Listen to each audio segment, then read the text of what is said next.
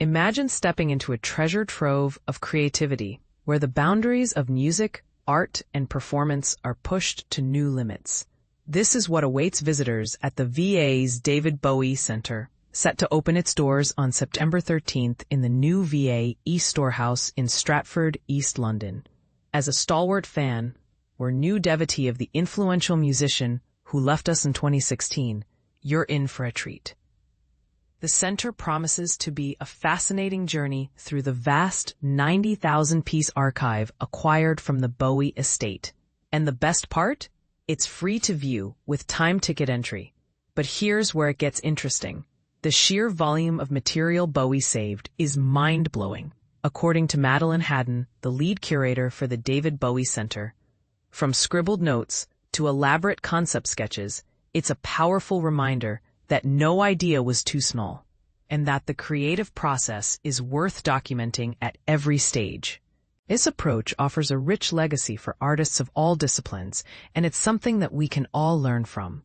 As Haddon delves into the archive, she found some discoveries to be particularly evocative, such as Bowie's paint palette with dried paint, brush, and palette knife. Simple tools that speak to the breadth of his creative practice. And then there's the framed photo of Little Richard, whom Bowie credited as the reason he became a musician. And that remained with him throughout his life.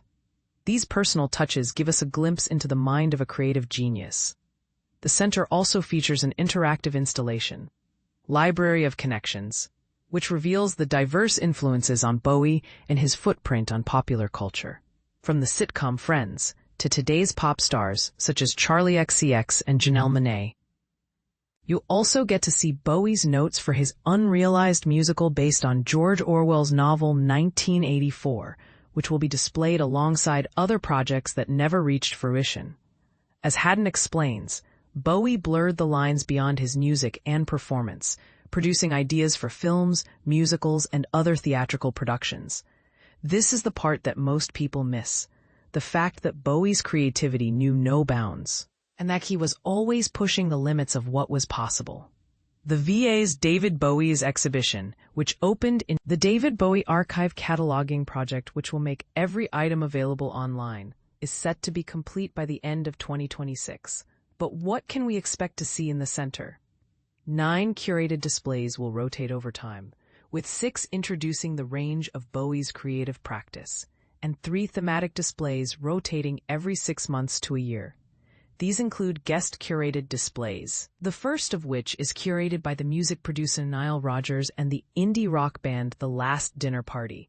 2 other inaugural displays connect to a forthcoming V&A East Museum exhibition, The Music is Black, A British Story, and explore Bowie's connection to jungle and drum and bass music. The V&A consulted with 18 to 25-year-olds from 4 London boroughs about the displays, as drawing younger visitors is key to the center's success. Interestingly, the consultations and research showed that younger audiences from global majority communities do not have a strong existing connection to Bowie. Some have heard his name or are familiar with a few songs, but they often do not know why he was such an iconic figure. The center highlights aspects of Bowie's legacy that resonate strongly with younger generations today, such as his identity as a multi-hyphenate creative, a musician, writer, designer, actor, and visual artist who resisted categorization.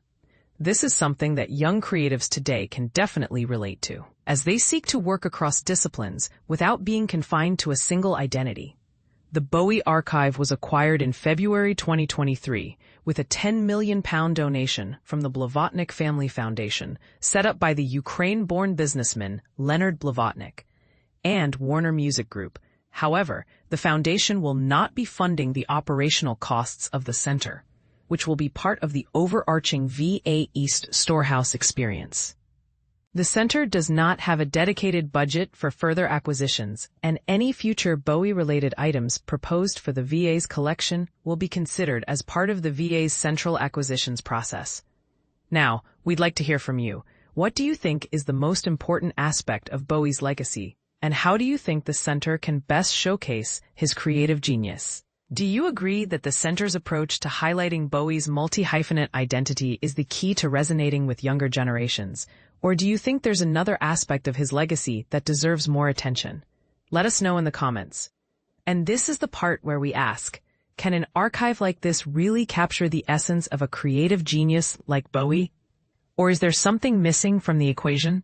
Perhaps it's the fact that creativity is a continuous process, and that an archive can only provide a snapshot of a particular moment in time. Whatever your thoughts, one thing is certain. The VA's David Bowie Centre is a must-visit destination for anyone interested in the life and work of this incredible artist.